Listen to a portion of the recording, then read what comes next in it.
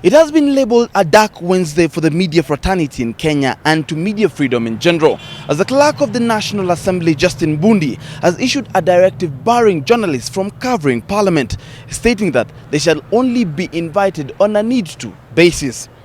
The National Assembly clerk walked to the media centre early morning today, accompanied by the Sergeant-at-Arms, and ordered journalists to vacate from the premise to create more room for MPs. Bundi claimed, and I quote, "We are not going to create a residence for journalists at Parliament buildings," a move that did not go down well with members of the Fourth Estate who are filing their stories. The chairman of the Kenya Parliamentary Journalists Association expressing sentiments that cut across the board. "We are not exiting unless a committee shows up." Bundi claimed that the two rooms at the centre were to be converted to committee rooms for use by the MPs. The number of committees has not changed. JSO at 7 has learned that the Parliamentary Service Commission had been under fire from the Parliamentary Committee on Budget Appropriation yesterday for failing to prepare adequate facilities last year, yet they knew that the 11th Parliament would have been an expanded house that needed more resources. Sources indicate that the clerk was effecting orders from the House Business Committee, which ordered the Parliamentary Service Committee to find alternative rooms for parliamentary committees to conduct their work.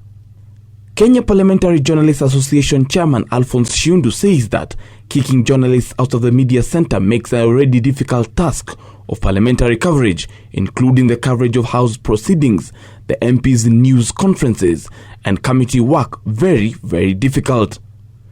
But even with claims of space constraints, the least the National Assembly can do is to lock out the media in this era of media freedom, or is it the start of attempts to gag the media that had been alluded by the leader of majority in the National Assembly? The nation media will go the way that what has happened in Uganda.